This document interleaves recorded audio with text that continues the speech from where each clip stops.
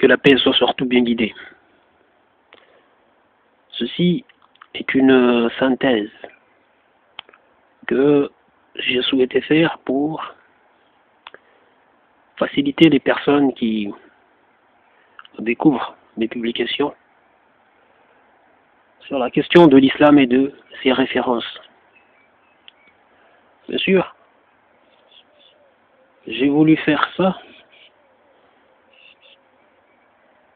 par rapport à tout ce que nous observons, tout le parasitage qu'il y a autour de l'islam et des musulmans. Donc, je sais que il y a des gens qui ont peut-être une maladie de doute et d'hypocrisie dans leur cœur. Quand ils voient tout le parasitage qu'il y a, dans leur désir peut-être de rejeter l'islam ou de se montrer tellement laxiste, trouvent en cela un prétexte pour se montrer justement très négligent et négligente et pour rejeter l'islam en se donnant soi-disant bonne conscience. Bien sûr, ces personnes se font du tort, tout simplement. Donc moi, personnellement, je vais vous donner ma conviction. C'est quelque chose que, personnellement, j'estime être une manière plus saine d'observer les choses. Allah est plus sachant sur l'islam et ses références. Moi, je me base juste à ce que nous avons hérité. Donc, il y a bien sûr justement ce parasitage qu'il y a autour de l'islam. Nous le voyons avec ces gens, par exemple, qui viennent avec un discours visant à jeter le doute sur les compagnons du messager d'Allah sallallahu alayhi wa sallam. Bien sûr, en faisant cela, ces personnes s'attaquent bien sûr à l'islam. Je vous dis à vous, qui peut-être ne connaissez pas du tout, ne connaissent pas grand-chose à l'islam, bon, comme nous autres, on n'est pas grand-chose non plus, on apprend. Donc, je vous dis franchement, faites attention à ce genre de discours. Car c'est un discours qui fait juste, en fait, un discours qui donne juste la preuve de ce que sont ces personnes. C'est la manifestation évidente de ce que sont ces personnes. Des personnes qui ne font pas partie du parti d'Allah, tabaraka wa ta'ala. Ces gens qui viennent dénigrer, insulter, mépriser, qui viennent faire passer les compagnons du messager d'Allah. Vous savez, le messager d'Allah sallallahu alayhi wa sallam et ses compagnons sont un modèle pour nous. Donc, ces gens qui viennent faire passer les compagnons du messager d'Allah sallallahu alayhi wa sallam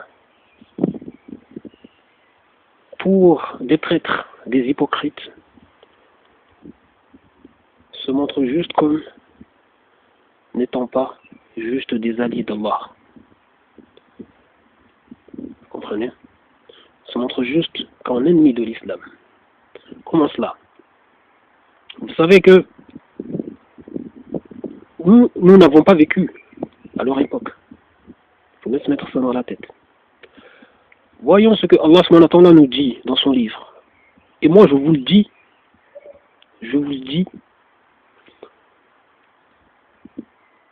ces personnes qui s'attaquent surtout au premier cercle des compagnons, ce qu'on peut qualifier comme étant le noyau dur, les gens les les plus proches du messager d'Allah sallallahu alayhi wa sallam, les gens que Allah subhanahu wa ta'ala a choisi pour être les plus proches, former le premier cercle. Ceux qui s'attaquent à ces personnes et essayent de voir en ces personnes de la traîtrise, de l'hypocrisie, ne se montrent tout simplement qu'un ennemi d'Allah. Parce que Allah subhanahu wa ta'ala est clair dans son livre, en nous disant les tout premiers croyants parmi les émigrés et ceux qui les ont accueillis. Vous voyez là déjà, on nous donne la description. Une description. Allah nous dit, et aussi, et ceux qui les ont suivis dans un bon comportement, Allah les agrée et il l'agrée. C'est-à-dire, nous voyons déjà là un premier cercle qui se dégage. C'est-à-dire, ce cercle-là composé de Qurayshites et des Ansar. Les Qurayshites, ici, ce sont les premiers émigrés. Ceux qui se sont rendus à Médine, les tout premiers croyants qui se sont rendus à Médine. La première vague. Et ceux qui les ont accueillis. Ça, pour nous, c'est le premier cercle. Ces gens sont intouchables. Intouchables. Ok? La hawla wa la quwwata illa billahi al-'aliyyil 'azim. Allah subhanahu wa ta'ala n'a pas mis n'importe qui. N'a pas choisi n'importe qui pour être justement là-dedans, dans cette liste. Donc, mettez-vous ça bien dans la tête. Faites attention. N'écoutez pas ces gens qui viennent remettre en question les Abu Bakr Siddiq, Omar ibn al-Khattab, Othman ibn Affan, radiallahu anhuma. Parce que ces gens-là font partie de ce premier cercle. Vous voyez par exemple, l'exemple que Allah subhanahu wa ta'ala nous donne dans son livre, avec Aïcha radiallahu anha, l'épouse du messager d'Allah, lorsqu'elle a été calomniée, Allah tabaraka ta'ala l'a innocentée. De toute façon, tous ces événements qui ont eu lieu et la réponse d'Allah tabaraka ta'ala, tout cela sont des leçons pour nous tous et des leçons pour eux qui ont été à cette époque-là et pour nous tous. Chose nous faisant comprendre que Allah subhanahu wa ta'ala n'a pas mis n'importe qui à côté du messager d'Allah sallallahu alayhi wa sallam. En plus, ces personnes donc devaient apprendre, parce que c'est eux qui devaient apprendre aux autres l'islam. Et c'était des gens qui se corrigeaient les uns et les autres, en rappelant ce qu'ils ont entendu du messager d'Allah sallallahu alayhi wa sallam, ce qu'ils ont vu, ce qu'ils ont compris. Donc je vous dis, faites attention, ne vous comportez pas comme ces gens-là qui viennent justement dénigrer ces personnes, les insulter, les calomnier. Bien sûr, en faisant cela, ils s'attaquent à l'islam. Ces gens se font du tort. Donc, ils se montrent tout simplement qu'un ennemi d'Allah, tabaraka wa ta'ala, tout simplement. Ils refusent de reconnaître ce que Allah subhanahu wa ta'ala reconnaît. Ce que Allah subhanahu wa ta'ala agrée, il refuse de l'agréer. La hawla wa la quwwata illa billahi al-'aliyyil 'azim. Ne vous faites pas voir donc. Vous voyez, les choses sont tellement d'une simplicité. En plus, ce sont des personnes que Allah subhanahu wa ta'ala a recommandées à son messager en lui disant de les consulter à propos de leurs affaires. Allah a demandé à son messager de les consulter. Vous voyez? De consulter ses compagnons. Et aussi, ses compagnons, et tout, c'est un rappel pour nous tous, que eux, ils savaient que dans leur dispute, ils devaient tout ramener vers le messager d'Allah, sallallahu alayhi wa sallam, vers Allah, tabaraka ta'ala et son messager, afin d'avoir un meilleur jugement, avoir le jugement voilà, la réponse qu'il y a à avoir, à tenir, la chose à faire Ok? Donc les choses sont claires et nettes. Mais vous trouvez des gens qui viennent là faire comme si ce n'est pas le cas. Ne vous faites pas voir. Donc. Vous avez donc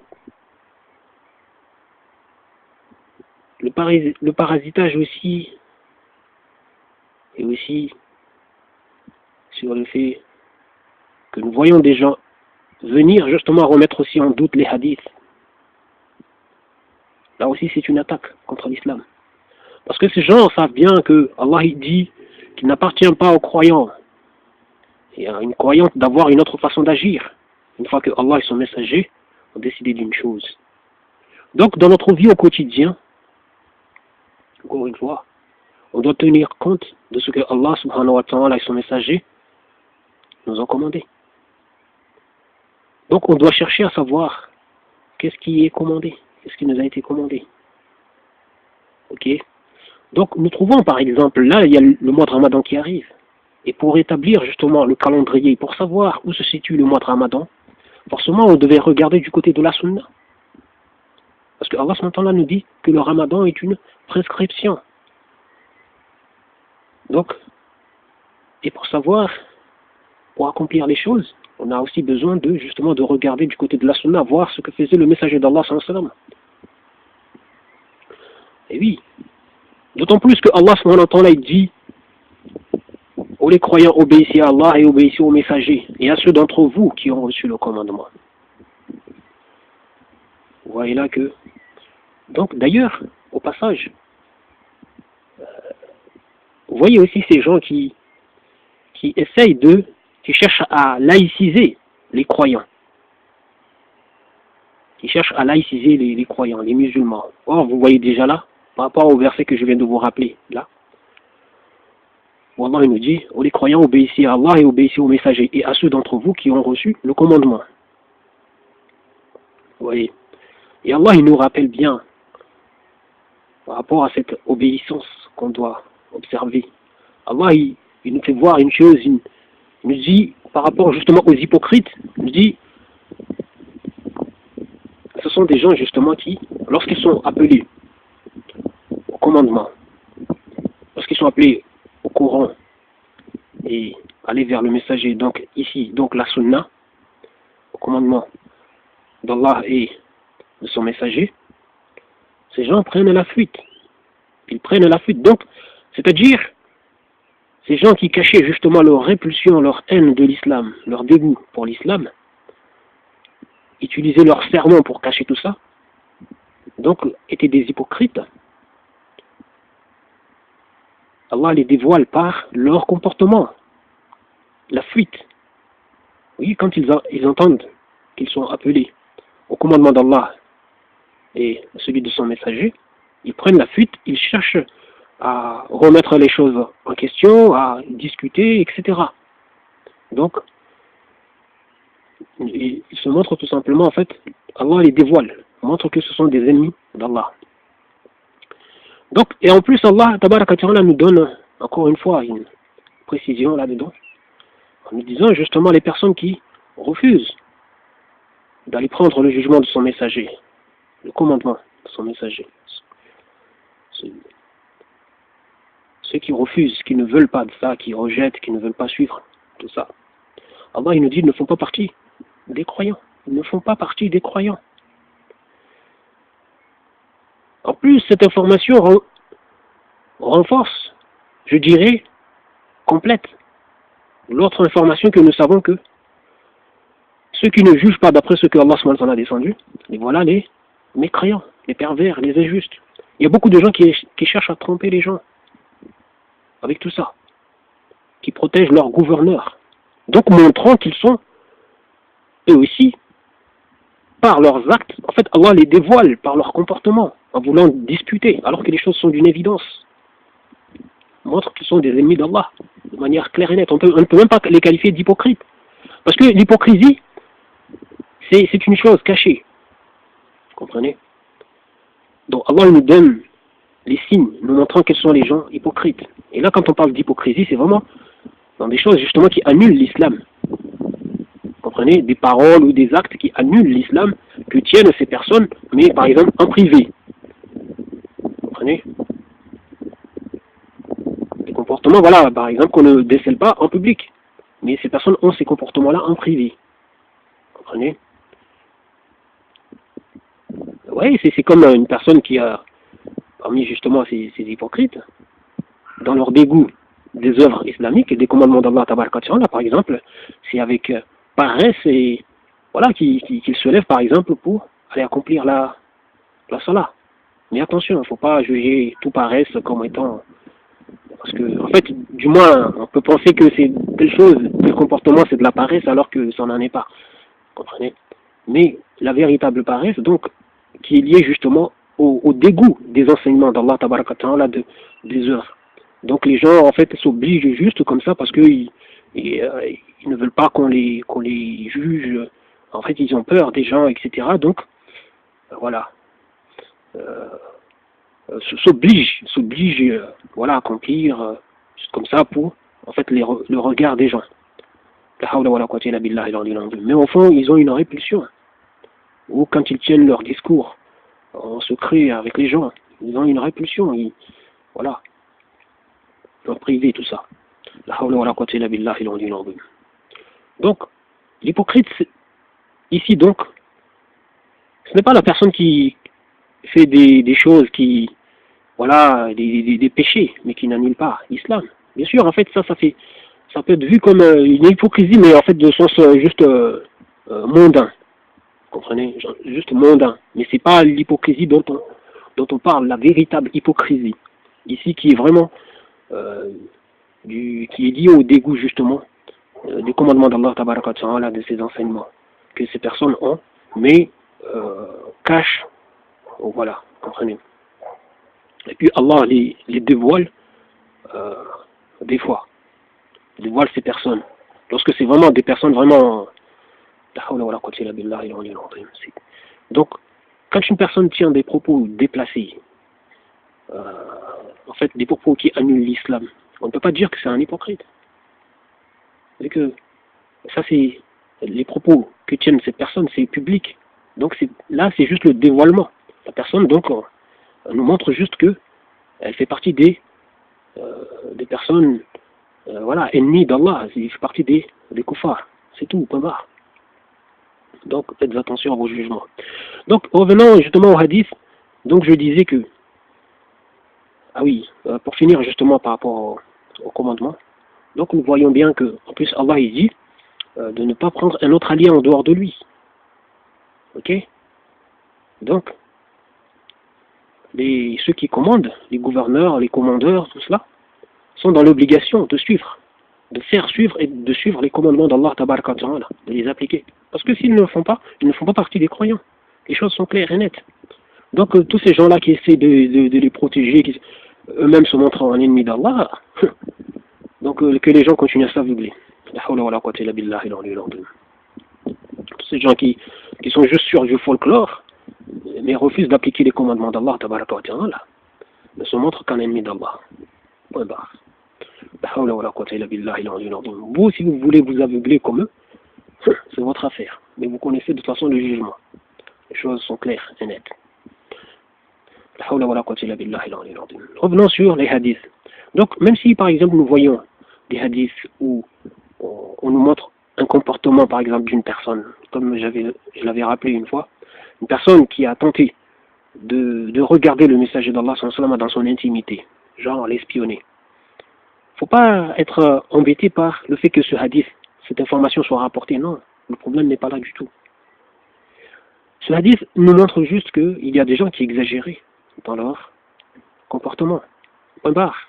Comme par exemple la personne qui a voulu embrasser le messager d'Allah